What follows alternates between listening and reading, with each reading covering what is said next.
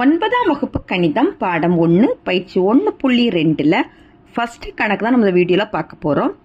பின்வரும் கணங்களின் ஆதி எண்ணை காண்க. பின்வரும் கணங்களின் ஆதி எண்ணை காண்க. இப்போ ஃபர்ஸ்ட் நம்மளுக்கு ஆதி எண்ணுனா என்னன்னு தெரிஞ்சுக்கணும். ஓகேவா? ஆதி எண்ணா என்ன அப்படின்னா உறுப்புகளோட எண்ணிக்கை. ஓகேவா? உறுப்புகளோட எண்ணிக்கை, ஒரு கணத்துல இருக்கக்கூடிய உறுப்புகளின் எண்ணிக்கை தான் என்னன்னா ஆதி எண். ஓகேவா? இப்போ நம்மளுக்கு ஃபர்ஸ்ட் கணக்கு பாருங்க. m = pq rs tu.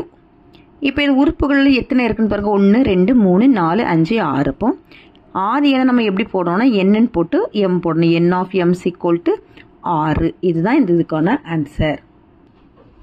Second sum. p = x such that x = 3n + 2 n belongs to w மற்றும் x less than 15. ஓகேவா? இந்த எண்ணோட மதிப்பு நம்மளுக்கு எதுல இருக்குன்னு தந்திருக்காங்க அப்படின்னா w. wங்கிறது எதுல இருந்து தொடங்கும்? 0ல இருந்து தொடங்கும். ஏன்னா இது முழு எண்ணை குறிக்கிறதுனால இது 0ல இருந்து தொடங்கும். சரியா? இப்போ நம்மளுக்கு இந்த எக்ஸோட மதிப்பு 15 விட சின்ன எண் வரதான் நம்ம எடுத்துக்கணும் அப்படின்னு தந்திருக்கிறாங்க. அப்போனா 15 விட சின்ன எண் அப்படின்னா 14 வரை தான் எடுத்துக்கணும். அந்த மாதிரி நம்மளுக்கு தந்திருக்காங்க. சரியா? ஏன்னா நம்ம இதுல ஒன்னொன்னா இப்ப என்னோட மதிப்பை நம்ம ஃபர்ஸ்ட் என்னது 0 போடுவோம். ஏன்னா நம்மளுக்கு இங்க W தந்ததுனால 0 1 2 3 4 அப்படி பிரதிட்டே வரும்போது நம்மளுக்கு இங்க எக்ஸுக்கான வேல்யூ 15 விட சின்ன எண், அதாவது 14 வரை வர்றது வரதான் நம்ம அந்த நம்பரை கண்டுபிடிச்சிட்டே வரணும். ஓகேவா? இப்ப நம்ம ஃபர்ஸ்ட் வேல்யூவை நம்ம கண்டுபிடிக்கலாம். n = 0 எடுத்தோம் அப்படின்னா x = 3 பெருக்கல் 0 + 2. 3 0 பெருக்குனா 0 + 2 = 2.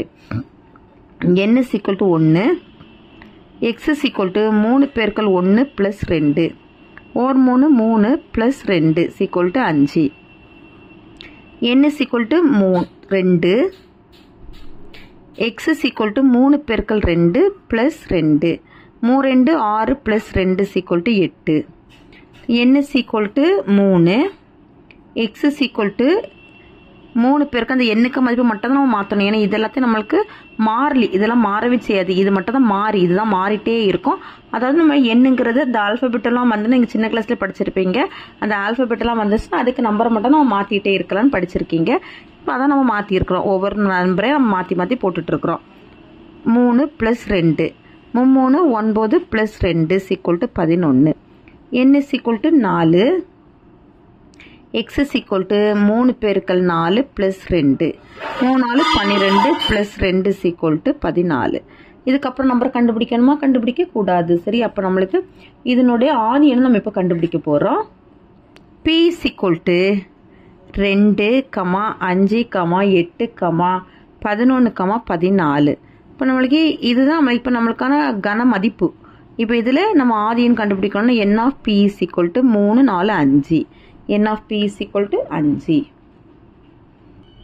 அடுத்து மூணாவது கணக்கு. q = y such that y = 4/3n n belongs to capital N மற்றும் 2 less than n less than or equal to 5. சரி? இதுதான் கேள்வி. இப்போ பாருங்க, நம்மளுக்கு இதனுடைய ஆதி எண் தான் கண்டுபிடிக்கணும். நம்மளுக்கு ஒரு சமன்பாடு மாதிரி தந்திருக்காங்க. y = 4/3n. இப்போ இந்த எண்ணுக்கான மதிப்பு நம்ம எந்த இதுல இருந்து எடுத்துக்கணும் அப்படின்னா கேபிட்டல் எண்ல இருந்து எடுத்துக்கணும். கேபிட்டல் என்ன ஏழு என்ன குறிக்கும். 7 எதுல இருந்து ஸ்டார்ட் ஆகும்? 1ல இருந்து ஸ்டார்ட் ஆகும். 1 2 3 இப்படி நம்மளுக்கு ஸ்டார்ட் ஆகி போயிட்டே இருக்கும். நம்மளுக்கு இனி இந்த எண்ணுக்கான மதிப்பு 7ன்னு நம்மளுக்கு தந்துட்டாங்க. அப்புறமா என்ன எந்த வேல்யூக்குல இருந்து எந்த வேல்யூல இருந்து எடுத்துக்கணும் அப்படிங்க பிரிவிடையுடன் தந்துட்டாங்க. 2 less than n less than or equal to 5. 2 விட n அதிகமா. அப்போ 2 விட n அதிகம் அப்படின்னா என்ன வேல்யூ எடுத்துக்கணும்? 3. அடுத்து 4. 5 சேர்த்துக்கணுமா சேர்த்துக்க கூடாதா? இங்க less than or equal to இருக்கிறதுனால நம்ம 5 சேர்த்துக்கணும். ஓகேவா? இப்போ இந்த 3 வேல்யூ தான் இதுக்கப்புறம் நம்ம பிரதியிட போறோம். y = 4/3 பெருக்கல் 3 = 4/3 9. அடுத்தது y யோட மதிப்பு 4/3 பெருக்கல் 4 = 4/3 12. அடுத்தது y = 4/3 பெருக்கல் 5 = 4/15. q = 4/9 4/12 4/15. இப்போ இதனுடைய ஆதி எண் என்ன வரும்? n of q = 1 2 3. அடுத்து நாலாவது R is equal to x ஆனது முழுக்கள், x belongs to capital Z. இந்த capital Zனால என்ன தான் குறிக்கணும், முழுக்களை தான் குறிக்கணும். அதாவது குறை எண்ணம் வரும், மிகை எண்ணம் வரும்ட்டு நம்மளுக்கு அந்த இன்னைக்கு சின்ன கிளாஸ்லேயே படிச்சிருப்பீங்க. மற்றும் -5 less than or equal to x less than 5. சரியா? இப்போ -5 சேர்த்துக்கணுமான்னு பாருங்க, சேர்த்துக்கணும். ஏன்னா ஈக்குவல் டு தந்திருக்கிறதுனால நம்ம இதை சேர்த்துக்கணும். 5 சேர்த்துக்கணுமா, சேர்த்துக்க கூடாது. ஏன்னா லெஸ் தேன் தான் தந்திருக்காங்க. அப்போ 5 விட இது வந்து குறைவான எண்ணு, 5 விட குறைவான 4 வரை தான் நம்மளுக்கு எடுத்துக்கணும். அப்போ இதில் ஆரோட மதிப்பு என்னெல்லாம் வரும்னு பாருங்க, -5 -4 -3 -2 -1 0 1 2 3 4. n of r is equal to 1 2 3 4 5 6 7 8 9 10. ஓகேவா? அடுத்தது 5வது கணக்கு. s is equal to 1882 முதல் 1906 வரை உள்ள அனைத்து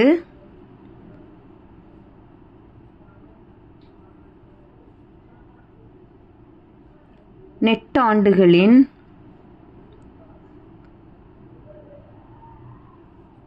அதாவது லீப் இயர் நெட்டாண்டுகளின் கணம். நெட்டாண்டுகள் என்னன்னா லீப் இயர். இப்போ இது ஆதி எண் என்ன அப்படின்னு கேட்டுக்கிறாங்க. இப்போ நம்ம ஃபஸ்ட்டு லீப் இயர் எந்த வருஷத்துலேருந்து தொடங்குதுன்னு கண்டுபிடிக்கணும். ஓகேவா? இப்போ 1882 4ஆல் வகுத்து பாருங்க. ஏன்னா 4 வருஷத்துக்கு ஒருத்தோட தான் லீப் இயர் வரும். அதனால் 4ஆல் வகுக்கும் போது 4 4 16, மீதி 2. அடுத்தது 8 கீழே இறக்கணும் அப்படின்னா 7 4 28, மீதி 2, மீதி வந்து 2 வருது. சரி? அப்போ அடுத்தது 3 போட்டு பார்த்தாலும் நம்மளுக்கு மீதி 3 வரும். அடுத்தது 4 போட்டு பாருங்க, அதாவது 1884 4ஆல் வகுத்து பாருங்க, 4 4 16, பேலன்ஸ் 2. 8 கீழே இறக்கணும்னா 7 4 28, அடுத்து 4 கீழே இறக்கணும்னா 1 4 4, மீதி 0. அப்போ நம்மளுக்கு முதல் லீப் வருஷம் நம்ம கண்டுபிடிச்சிட்டு என்னன்னா 1884. இனி என்ன செய்யணும், 4 4 வருஷத்தை கூட்டிகிட்டே வரணும். 1888, அடுத்தது 1892, 1896, அடுத்தது பார்த்தீங்கன்னா 1900 வரைது கூட 4 கூட்டணும்னா 1900ங்கும் போது அது கடைசி வந்து 2 0வால் முடிஞ்சிருக்கு. ஓகேவா? இது இருந்தது 2 0வால் முடிஞ்சிருக்கிறதுனால இதை வந்து நம்ம 4லேயும் வகுத்து பார்க்கணும், 400லேயும் வகுத்து பார்க்கணும். 4ல் வகுத்து நம்மளுக்கு அந்த வருஷம் லீப் இயர் இருந்தால் கூட 400ல் வகுத்து பார்க்கணும். 400ல் வகுத்து அது நம்மளுக்கு லீப் 0 வரல அப்படின்னா அது லீப் இயர் கிடையாது. இப்போ இது 400ஆல் வகுத்தோம் அப்படின்னா 4 400 1600, மீதி வந்து 300. சரி? அப்போ இது 400ஆல் வகுக்க முடியாது. அப்போ அது லீப் இயர் கிடையாது. அப்போ அதுக்கு அடுத்தது 4 வருஷத்தை கூட்டும்போது 1904. சரி? அப்போ இப்போ இதில் என் ஆஃப் எஸ் ஆதி எண் என்ன வரும்னு பாருங்க, 1 2 3 4 5. ஓகேவா? அவ்வளோதான் இந்த கணக்கு. 2வது கணக்கு, பின்வரும் கணங்களில் எவை முடிவுறு கணம், எவை முடிவுறா கணம் என கூறுக. சரியா? இப்போ முடிவுறு கணம்னா என்னன்னு தெரியணும், முடிவுறா கணம்னா என்னன்னு தெரியணும். ஒரு கணம் நம்மளுக்கு ஒரு இடத்துல முடிஞ்சிருக்கு அப்படின்னா அதை நம்ம முடிவுறு கணம்னு சொல்லுவோம். ஓகேவா? ஒரு கணம் வந்து நம்ம முடிவே இருக்காது, அது கண்டினியூ அப்படி தொடச்சி போயிட்டே இருக்குது, அதை முடிவுறா கணம் நம்ம சொல்லுவோம். சரியா? இப்போ நம்ம அதில் 4 கேள்வி இருக்குது, அதை ஒன்று ஒன்றா நம்ம பார்க்கலாம். ஃபஸ்ட்டு கணக்கு, தமிழகத்தில் உள்ள மாவட்டங்களில் கணம். தமிழகத்தில் நம்மளுக்கு எத்தனை மாவட்டங்கள் இருக்குன்னு தெரியும் அப்படி தானே? அப்போ அது வந்து நம்மளுக்கு ஒரு அந்த மாவட்டத்தை நம்ம எண்ணி நம்மளால சொல்ல முடியும் அப்படின்னா அது என்னது, முடிவுறு கணம். இது அப்போ ஃபர்ஸ்ட் ஒன்றுக்கு ஆன்சர் முடிவுறு கணம்.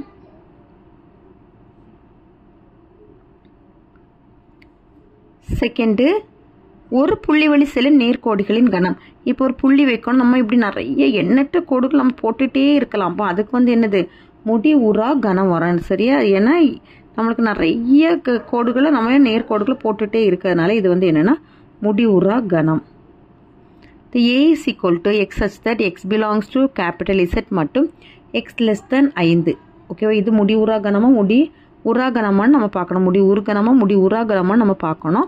இப்போ பாருங்க, இதில் வந்து நம்மளுக்கு முடிகிற நம்பர் தான் நம்மளுக்கு தந்திருக்காங்க, ஸ்டார்டிங் நம்பர் தெரியாது. ஏன்னா இது முழுக்கள், நம்மளுக்கு மைனஸ் வேல்யூவும் வரும் ப்ளஸ் வேல்யூவும் வரும். அப்போ இது நம்மளுக்கு வந்து எங்கே தொடங்குற எண்ணுன்னு நம்மளுக்கு தெரியாது. ஓகேவா? தொடங்குற எண்ணு தெரியாது, நம்மளுக்கு முடிகிற எண் தந்திருக்காங்க.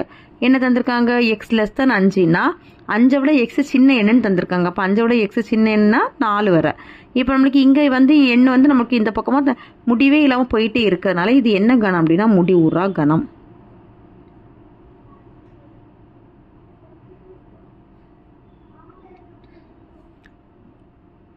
அடுத்தது b is equal to x such that x square minus 5x plus r is equal to 0. x belongs to capital N. b is equal to x square minus 5x plus r is equal to 0. சரியா? இப்போ இது என்னன்னா ஒரு இருபடி சமன்பாடு. x square minus 5x plus r is equal to 0ங்கிறது ஒரு இருபடி சமன்பாடு. இப்போ இந்த இருபடி சமன்பாடுக்கு எக்ஸோட வேல்யூ நம்ம கண்டுபிடிச்சோம் அப்படின்னா அது நம்ம முடிவுறு கணமா முடிவுறா கணமா நம்மளுக்கு தெரிஞ்சிடும். இதுக்கு கூட்டல் பலன் பெருக்கல் பலன் கண்டுபிடிக்கிறோம். கூட்டல் பலன்னா எக்ஸ் பக்கத்தில் இருக்கக்கூடிய நம்பர் -5, பெருக்கல் பலனுக்கும் போது 6. இப்போ 2 காரணி என்ன அப்படின்னா நம்மளுக்கு 2 6. கூட்டல் பலனில் மைனஸ் குறி இருக்கலாம், 2 இதுலேயே மைனஸ் குறி போடணும். போட்டுட்டு இங்கே by x x minus 3 x minus 2 is equal to 0. இப்போ இதுலேருந்து x minus 3 is equal to 0, x minus 2 is equal to 0. இது x is equal to 3, x is equal to 2. இப்போ நம்மளுக்கு இதனுடைய எக்ஸுக்கான வேல்யூ நம்மளுக்கு என்னன்னு தெரிஞ்சிருச்சு. அப்போ இது என்ன கணமாக இருக்கும்? முடிவுறு கணம். முடிவுறு கணம். அவ்வளோதான் இந்த மூணாவது கணக்கு. சமான கணங்கள்னு என்னன்னு தெரியணும், சமமற்ற கணங்கள் என்னன்னு தெரியணும், சம கணங்கள்னு என்னன்னு நம்மளுக்கு தெரியணும். ஓகேவா? சமான கணங்கள்னு என்னன்னா 2 கணத்துல இருக்கக்கூடிய உறுப்புகளின் எண்ணிக்கை ஒன்று போல இருந்துச்சு அப்படின்னா அதை நம்ம சமான கணங்கள்னு சொல்லுவோம். சம கணங்கள்னா 2 கணத்துல இருக்கக்கூடிய எல்லா உறுப்புகளும் ஒன்று போல, அதாவது சேமா 1 2 3 இருக்கு அப்படின்னா அடுத்த கணத்துலயும் 1 2 3 அப்படி இருந்துச்சுன்னா அதுல உறுப்புகளும் எல்லாமே ஒன்று போல இருந்துச்சு அப்படின்னா அது சம கணங்கள்னு சொல்லுவோம். சமமற்ற கணங்களும் எதுவுமே சமமா இல்லை அப்படின்னா அதை சமமற்ற கணங்கள்னு சொல்லுவோம். ஓகேவா? இப்போ ஃபர்ஸ்ட் ஒன் பாருங்க, a is equal to ஆங்கில உயிரெழுத்துக்களோட கணம். ஆங்கில உயிரெழுத்துக்களின் கணம். ஆங்கில உயிரெழுத்துக்கள் என்னதெல்லாம்? AEIOU. இதுல பில வந்து வவ்வல்னு கொடுத்துருக்காங்க. இப்போ VOWEL. இதுல பாருங்க, இதுல மொத்தம் எத்தனை உறுப்புகள் இருக்கு? n of a is equal to 5. இதுல n of b ல 5 தான். ஓகேவா? அப்ப இது என்ன கணமா இருக்கும்? சமான கணங்கள். ஏன்னா ரெண்டுத்துலயுமே 5 உறுப்புகள் இருக்கிறதுனால ஃபர்ஸ்ட் ஒனுக்கு ஆன்சர் என்னது? சமான கணங்கள்.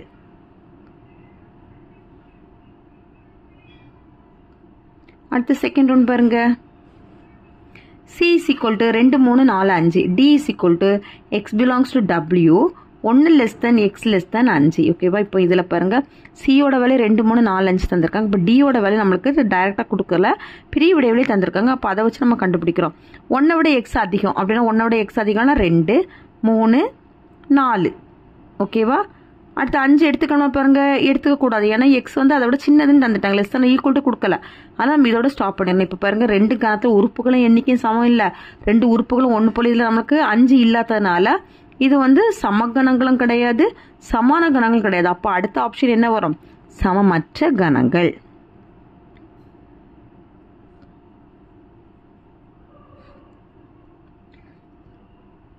மூணாவது, x such that x என்பது லைஃப் என்ற சொல்லில் உள்ள எழுத்துக்களின் கணம். y is equal to file. xல பாருங்க, x is equal to LIFE life. y வந்து FILE தந்திருக்காங்களா?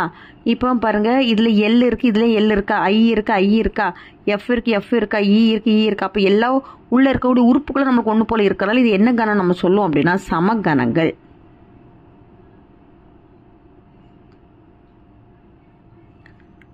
G is equal to x ஒரு பகாயன். x ஒரு பகாயன், அது பிரிவிடையில் தந்திருக்காங்க. இதுக்கு இடைப்பட்ட பகாயன். h வந்து x என்பது 18 வகு எண்கள் அப்படின்னு தந்துட்டாங்க. சரியா? இப்போ இது வந்து ஒரு இது வந்து இந்த பிரிவிடைவெளியில் இருக்கக்கூடிய பகா எண்கள் எல்லாம் நம்ம எடுத்துக்கணும். இப்போ ஜில இதுக்கு இடைப்பட்ட பகா எண்கள் எந்த எண்கள்லாம் நம்ம எழுதணும். ஓகேவா? இதுக்கு இடைப்பட்ட 3 எடுத்துக்க கூடாது, 23 எடுத்துக்க கூடாது. அதுக்கு இடைப்பட்ட பகா எண்கள் இதெல்லாம் வரும் அப்படின்னா 5 வருமா, 7 வருமா, 11 13 17 19. அடுத்தது ஹெச்ல 18 வகு எண்கள். இந்த 18 எந்தெந்த நம்பர்லாம் வகுக்க முடியும் அப்படின்னுக்கிறத நம்ம வகு எண்கள்லாம் எடுத்துக்கணும். 1ஆம் வாய்ப்பாடில் வகுக்க முடியுமா? 2ஆம் வாய்ப்பாடு, அடுத்தது 3, அப்புறமா 6, 9, 18. ஓகேவா? இப்போ இதில் பார்த்தீங்கன்னா n ஆஃப் g எத்தனை வரும்? 3, 6. n ஆஃப் h 6 தான். அப்போ ரெண்டுமே நம்ம எண்ணிக்கை சமமாக இருக்கிறதுனால இதை சமான கணங்கள்னு சொல்லுவோம். சமான கணங்கள், சமான கணங்கள். ஓகேவா? அவ்வளோதான் இந்த கணக்கு. 4வது கேள்வி என்ன தந்திருக்காங்க பாருங்க.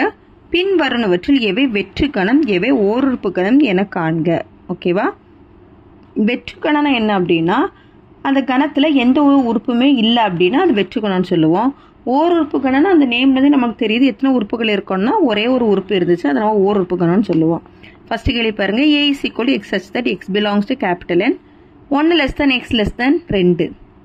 ஓகேவா? இப்போ பாருங்க இதில் வந்து நம்மளுக்கு என்னன்னு கொடுத்துருக்காங்க. அப்போ இது 7 எண்களில் 7 எண்ணு நம்மளுக்கு தந்துட்டாங்க. 1 விட எக்ஸ் பெருசு, 2 விட எக்ஸ் சின்னது அப்படின்னு சொல்லியிருக்கிறாங்க. அப்போ இதுக்கு இடையில வந்து ஏதாவது எண்கள் வருமானு பாருங்க. இது 7 எண்ணு. 7 எண்ணுங்கும்போது இடையில எந்த எண்களும் வராது. ஏன்னா 1க்கு அடுத்து நமக்கு 2 தான் வரும். அதுக்கு இடையில எந்த எண்ணுமே வராது. சரி, அப்படின்னா நம்மளுக்கு இது என்ன கணம் அப்படின்னா வெற்று கணம். அடுத்தது 2வது, b is equal to 2ஆல் வகுப்படாத அனைத்து இரட்டைப்படை ஏழெண்களின் கணம். 2ஆல் வகுப்படாத இரட்டைப்படை எண்கள் உண்டா? கிடையாது. சரி, எல்லா இரட்டைப்படை எண்களும் எந்த நம்பரால் தான் வகுக்க முடியும்? 2ஆல கட்டாயம் வகுக்க முடியும். வகுக்கவும் முடியாதுன்னு இல்லை. சரி, இதில் என்ன கேட்டுட்டாங்க? அனைத்து இரட்டைப்படை ஏழெண்களும் எதில் 2ஆல வகுப்படாதான் அப்படின்னு சொல்லியிருக்காங்க. அப்படின்னா இதில் ஏதாவது நம்பர் வருமா? வராது. சரி, அப்போ இது என்னது? வெற்று கணம். அடுத்து c is equal to கணத்துக்குள்ள ஒரு 0ங்க ஒரு நம்பர் மட்டும் கொடுத்துருக்காங்க. அப்போ இந்த 0ங்க ஒரு நம்பர் தந்திருக்காங்க. இது என்ன கணம்னா ஓர் உறுப்பு கணம். ஒரே ஒரு நம்பர் 0ங்க நம்பர் இருக்கனால இது என்ன கணம் அப்படின்னா ஓர் உறுப்பு கணம். அடுத்து 4வது, 4 பக்கங்களை உடைய முக்கோணங்களின் கணம். முக்கோணத்துக்கு எத்தனை பக்கங்கள்? 3 பக்கங்கள். ஆனால் அவங்க எத்தனை பக்கங்கள் கொடுத்துருக்காங்க? 4 பக்கம் கொடுத்துருக்காங்க. அப்போ இது வந்து நம்மளுக்கு வருமா? வர வாய்ப்பு கிடையாது. சரி, அப்போ அது என்னன்னா வெற்று கணம். அடுத்து 5வது கணக்கு. கொடுக்கப்பட்ட கனஜோடிகள் வெட்டும் கணங்களா இல்லை வெட்டு கணங்களா வெட்டா கணங்களான்னு கண்டுபிடிக்க சொல்லியிருக்காங்க. வெட்டும் கணங்களா இல்லை வெட்டா கணங்களான்னு. வெட்டும் கணங்கள்னா என்ன அப்படின்னா இந்த 2 கணத்துலையும் ஏதாவது பொதுவான உறுப்புகள் இருந்துச்சு அப்படின்னா அதை நம்ம வெட்டும் கணங்கள்னு சொல்லுவோம். பொதுவான உறுப்புகள் இல்லை அப்படின்னா அதை வெட்டா கணங்கள்னு சொல்லுவோம். ஓகேவா? a is equal to FIAS அப்படின்னுட்டு 4 உறுப்புகள் இருக்கு. Bல ANFHS 5 உறுப்புகள் இருக்கு. சரி, இப்போ இதில் பொதுவான உறுப்புகள் இருக்குதான்னு கண்டுபிடிக்கணும். A வெட்டு B. இதுக்கு என்ன அர்த்தம்னா பொதுன்னு அர்த்தம். ஓகே, வந்து வெட்டுன்னு தான் நம்ம சொல்லுவோம். இதுக்கு வந்து என்ன அர்த்தம்னா பொதுன்னு அர்த்தம். இது வந்து நீங்கள் அடுத்த பயிற்சியில் நீங்கள் டீட்டெயிலாக படிப்பீங்க. இப்போ இதில் வந்து பொதுவாக எதெல்லாம் இருக்குன்னு பாருங்க. எந்த லெட்டர்லாம் இருக்கு? F இருக்கா ரெண்டுத்துலேயும்? அப்போ F. A இருக்கா? அடுத்தது S இருக்கா? இந்த 3 லெட்டர்ஸ் நமக்கு பொதுவாக இருக்கிறதுனால இது என்ன கணம் அப்படின்னா வெட்டும் கணம்.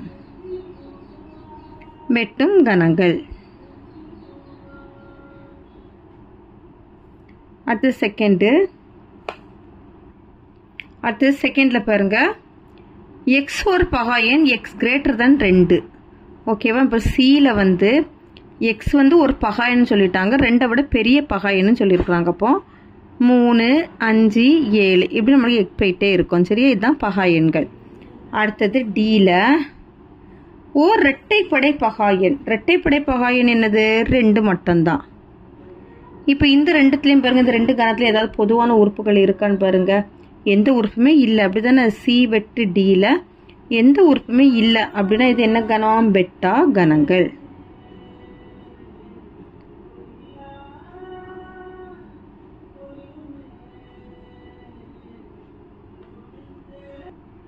அடுத்து 3வது, E is equal to x என்பது 24 காரணி. சரியா? 24 காரணினா என்ன? 24ங்க நம்பரை எந்தெந்த வாய்ப்பாட்டிலலாம் வரும்னு பாருங்க. 1ஆம் வாய்ப்பாட்டில் வரும், 2ஆம் வாய்ப்பாட்டில் வரும். அதாவது இந்த 24 எந்தெந்த நம்பர்லாம் நம்மளால வகுக்க முடியும் அதெல்லாம் நம்ம இதனுடைய காரணிகள்னு சொல்கிறோம். சரியா? 24 வந்து எந்தெந்த வாய்ப்பாட்டிலலாம் வரும்னு பாருங்க. 1ஆம் வாய்ப்பாட்டில் வருமா? 2ஆம் வாய்ப்பாட்டில் வருமா? 3ஆம் வாய்ப்பாட்டில் வருமா? 4ஆம் வாய்ப்பாட்டில் வருமா? அடுத்தது 6ஆம் வாய்ப்பாடு, 8ஆம் வாய்ப்பாடு, 12ஆம் வாய்ப்பாடு, 24ஆம் வாய்ப்பாடு. எஃப்ல என்ன சொல்லியிருக்காங்க பாருங்க, எக்ஸ் ஆனது 3 மடங்கு எக்ஸ் லெஸ் தான் 30. 3 மடங்கெல்லாம் எடுத்துக்க சொல்லியிருக்காங்க. எக்ஸ் லெஸ் தான் 30ன்னு இதுக்கு என்ன அர்த்தம்? 30 விட எக்ஸ் சின்னதுன்னு அர்த்தம். அப்போ 30 விட சின்ன 3 மடங்கு என்ன வரும்? 27. அப்போ 27 வரை நம்ம ஸ்டாப் பண்ணிக்கலாம். 3 மடங்கெல்லாம் எழுதிக்கலாம். 3, 6, 9, 12, 15, 18, 21, 24, 27. இப்போ இதில் இ வெட்டு எஃப் கண்டுபிடிக்கிறோம். ரெண்டுத்துல என்னென்ன நம்பர்லாம் பொதுவாக இருக்குன்னு பாருங்க. 3 பொதுவாக இருக்கா, அப்போ 3 தூக்கி எழுதுங்க. 6 பொதுவாக இருக்கா, அப்போ 6 தூக்கி எழுதுங்க. அடுத்து வேற என்ன நம்பர்? 12 பொதுவாக இருக்கா, 12 அப்போ எழுதிக்கணும். அடுத்தது 24 பொதுவாக இருக்கு. இப்போ நம்மளுக்கு இதில் 4 உறுப்புகள் பொதுவாக வந்ததுனால இது வந்து என்ன கணங்களாக இருக்கும்னா வெட்டும் கணங்கள். therefore வெட்டும் கணங்கள்.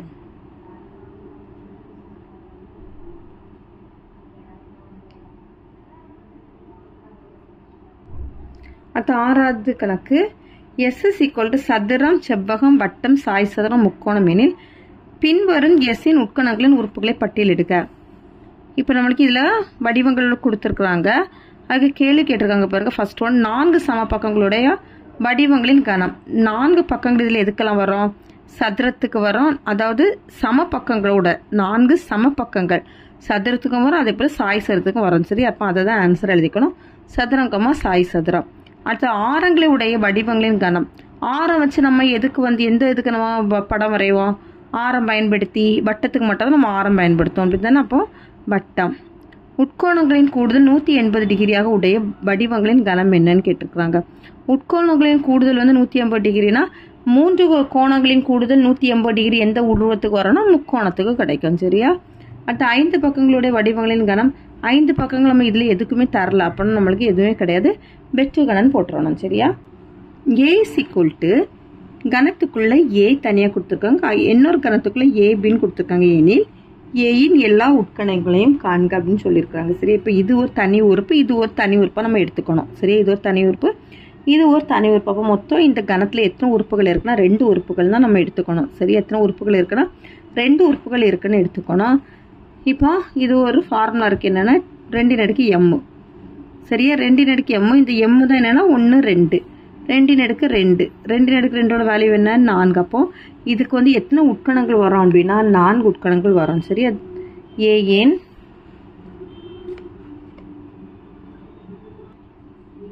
உட்கணங்கள்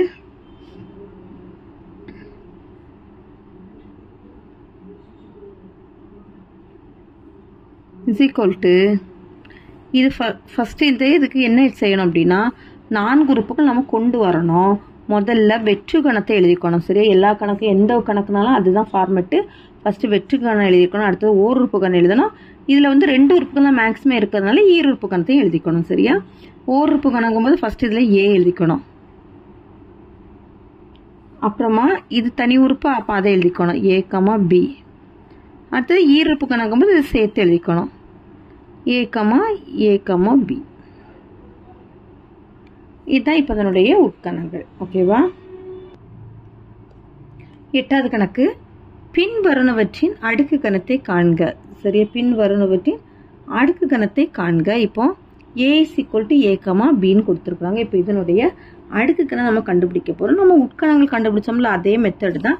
இதுல எத்தனை உறுப்புகள் இருக்குன்னு பாருங்க. 2 உறுப்புகள் இருக்கு. அப்போ 4 உறுப்புகள் நம்ம அதனுடைய அடுக்கு கணமா வரணும். சரியா?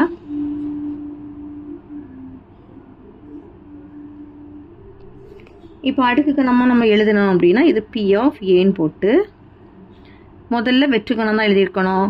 அடுத்தது ஓர் உறுப்பு கணம் எழுதிக்கணும் A. அடுத்தது அதாவது ஓர் உறுப்பு கணம் இது 1, இதை தனி எழுதணும், இதை தனி எழுதணும், அப்புறம் சேர்த்து எழுதிக்கணும் B. அடுத்தது A, B. இதுதான் ஃபர்ஸ்ட் ஒன்றுக்கு ஆன்சர். அடுத்த செகண்ட் கணக்கு. B = 1, 2, 3. P(b) இதுலயும் ஃபர்ஸ்ட் வெற்று கணம், அடுத்தது ஓர் உறுப்பு கணம் 1, 2, 3. அடுத்தது 2 உறுப்புகளாக சேர்த்து எழுதிக்கணும். அப்படிங்கும்போது 1, 2, அடுத்து 1, 3, அப்புறம் 2, 3. இனி 3 உறுப்பு கணங்கும்போது எல்லாத்தையும் சேர்த்து 1, 2, 3. சரி, இப்போ மொத்தம் இதில் 3 உறுப்புகள்னால 2 × 3, 2 × 2 × 2. 2 2 4 4 2 8. அப்போ நம்மளுக்கு இதில் எத்தனை உறுப்புகள் வரணும்? 8 உறுப்புகள் வரணும். 1 2 3 4 5 6 7 8 மொத்தம் 8 உறுப்புகள் நம்மளுக்கு கிடச்சிருச்சு. சரியா? அடுத்தது மூணாவது கணக்கு. D = PQRS. இப்போ இதில் பார்த்தீங்கன்னா 2 நடுக்கு 4, ஏன்னா 4 உறுப்புகள் இருக்கிறதுனால 2 பெருக்கல் 2 பெருக்கல் 2 பெருக்கல் 2 மொத்தம் அப்போ 16 உறுப்புகள் நம்மளுக்கு இதில் வரணும். சரியா? அந்த 16 உறுப்புகள் நம்ம எழுத போயிடுறோம். P of D = ஃபஸ்ட்டு வெற்றி கணம் எழுதிக்கணும். அடுத்தது ஓர் உறுப்பு கணம் P Q R S. அடுத்தது 2 2 உறுப்புகளாக சேர்த்து எழுதிக்கணும். P, Q P, Q P, Q அடுத்து P, R. அடுத்து P, R அப்புறம் P, S. இந்த P வச்சு முதல்ல எது கூடலாம் நம்ம 2 2 ஜோடி சேர்த்து எழுத முடியுமோ அதெல்லாம் எழுதிடணும். ஓகேவா? அடுத்தது QR அப்புறமா QS அப்புறமா RS. இப்போ Q கூட 2 ஜோடி சேர்த்து எழுதியாச்சு. QR QS அப்புறமா RS. இப்போ நம்ம 2 2 எழுதியாச்சு. இனி 3 3 எழுதணும். அப்போ நம்ம P ஃபர்ஸ்ட் எடுத்துக்கோங்க. P கூட எதெல்லாம் நம்ம 3 3 எழுத முடியுமோ அதெல்லாம் ஃபர்ஸ்ட் எழுதிடணும். PQR. அடுத்தது PQS எழுதிடலாமா? PQS. அதுக்கப்புறமா இப்போ P வச்சு நம்ம எழுதியாச்சு. PQR எழுதியாச்சு, PQS எழுதியாச்சு. என்ன ஒன்று இருக்கு? PRS இருக்கு. PRS P வச்சு எழுதியாச்சு. அடுத்தது Q வச்சு எழுதுறோம். QRS. ஓகேவா? QRS. இப்போ நம்ம 3 3 எழுதி முடிச்சிட்டோம். எனக்கு கடைசி 4 எழுதுறோம். PQRS. இப்போ நம்ம 16 அதில் எழுதிட்டோம். ஓகேவா?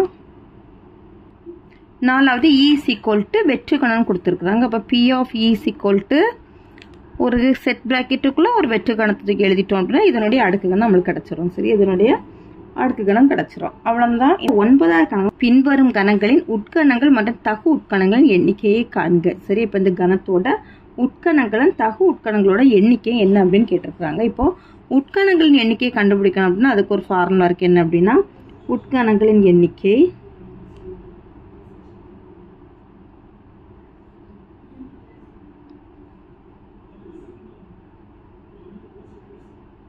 ரெண்டின் அடுக்கு m.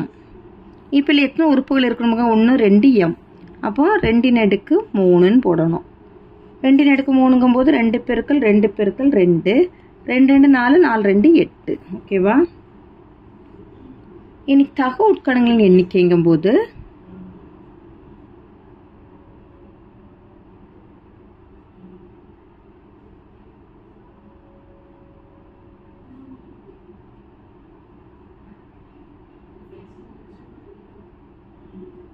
= 2 அடுக்கு m மைனஸ் 1. இப்போ இதுதான் 2 அடுக்கு m ஓட மதிப்பு. இப்போ 8 மைனஸ் 1, 8லேருந்து 1 கழிச்சோம் அப்படின்னா 7. அடுத்து x = x² such that x belongs to capital N, x² less than or equal to 100ன்னு தந்திருக்காங்க. சரி, இப்போ இது கேபிட்டல் என்னா இந்த இயல் எண்கள் அது வந்து எது வரை முடியுதுன்னு சொல்லியிருக்காங்க அப்படின்னா 100 வரை எடுத்துக்கணும்னு சொல்லியிருக்காங்க. அதாவது இது எல்லாம் வர்க்க எண். x²ங்கும் போது என்னதுன்னா வர்க்க எண். Less than or equal to 100 வரை அது இயல் எண்களில் நம்ம ஸ்கொயர் பண்ணி 100 வரை வரக்கூடிய நம்பர்ஸ் எல்லாத்தையும் நம்மளுக்கு எடுக்க சொல்லியிருக்காங்க. அப்படின்னா எதெல்லாம் வரன்னு பாருங்க. x²ல் 1² வருமா? 1²ங்கும் போது 1 தான். 2² 2 2 4, 3² எவ்வளவு? 3 9, 4² 16, 5² 25, 6² 6 6 36, 7 7 49, 8 8 80 64, 9 9 81, 10 10 100. 100 எடுத்துக்கணுமா? எடுத்துக்கணும். ஏன்னா லெஸ் தான் ஈக்குவல் டு கொடுத்துருக்காங்க. 100 எடுத்துக்கணும். இப்போ இல்லை மொத்தம் எத்தனை உறுப்புகள் இருக்குன்னு பாருங்க. 1 2 3 4 5 6 7 8 9 10 இருக்குது. சரியா? அப்போது எம்மோட மதிப்பு எவ்வளோன்னா 10. இதில் என்ன உட்கணங்கள் எண்ணிக்கை தகு உட்கணங்கள் எண்ணிக்கை கண்டுபிடிக்க போகிறோம். உட்கணங்களின் எண்ணிக்கை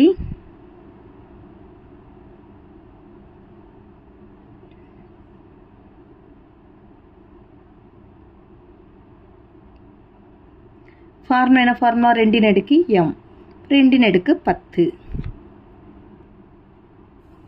2 அடுக்கு 10 2 பெருக்கல் 2 பெருக்கல் 2 பெருக்கல் 10 தடவை அதை பெருக்கும்போது எவ்வளோ வரணும் 1024 சரியா 2 பெருக்கல் 2 பெருக்கல் 2 பெருக்கல் 2 பெருக்கல் 2 பெருக்கல் 2 பெருக்கல் 2 பெருக்கல் 2 பெருக்கல் 2 பெருக்கல் 2 இப்போ இவ்வளோத்தையும் பெருக்கும்போது எவ்வளோ வரணும் 1024 சரி இப்போ நம்ம அடுத்த தகு உட்கணங்களின் எண்ணிக்கை கண்டுபிடிக்கிறோம் தகு உட்கணங்களின் எண்ணிக்கை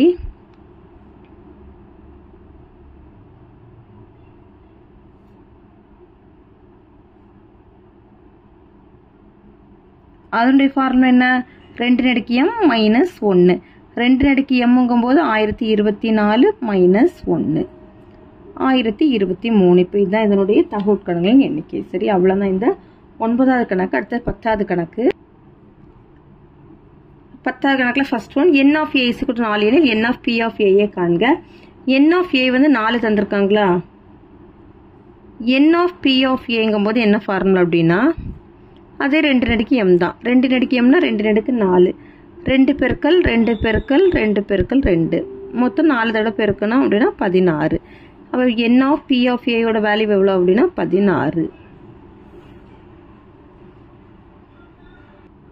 செகண்ட் n of a = 0 எனில் n of p of a காண்க n of a வந்து 0 n of p of aக்கு வந்து ஃபார்முலா என்ன ஃபார்முலானா 2 அடுக்கு m இப்போ 2 அடுக்கு m ஓட வேல்யூ தான் இது என்ன இதுதான் m ஓட வேல்யூ ஓகேவா 0 2 அடுக்கு 0 இப்போ ஆன்சர் என்னன்னு பார்த்தீங்கன்னா 1 n of p of a யோட வேல்யூ என்னன்னா 1 இப்போ இதில் பார்த்தீங்கன்னா n of p of a தான் 256 தந்திருக்காங்க n of a கேட்டிருக்காங்க அப்போ அந்த m ஓட வேல்யூ என்ன அப்படின்னு கேட்டிருக்காங்க சரியா n of p of a 256 அப்படி தந்திருக்காங்கன்னா நம்ம 2ஆல் வகுத்து பார்க்கணும் 256 2ஆல் வகுத்தோம்னா 128 மறுபடியும் 2ஆல் வகுத்தோம்னா 64 அடுத்த 2ஆல் வகுத்தோம்னா 32 என்ன 2ஆல் வகுத்தோம்னா 16 அடுத்த 2ஆல் வகுத்தா 8 என்ன 2ஆல் வகுத்தோம் அப்படின்னா 4 என்ன 2ஆல் வகுத்தோம்னா 2 2ஆல் வகுத்தோம் அப்படின்னா 1 சரி இப்போ நம்மளுக்கு இதில் 2 அடுக்கு எத்தனை வந்திருக்குன்னு பாருங்க 2 அடுக்கு 8 n of p of a = 2 அடுக்கு 8 ஓகேவா அப்போ இதுதான் நம்மளுக்கு என்னன்னா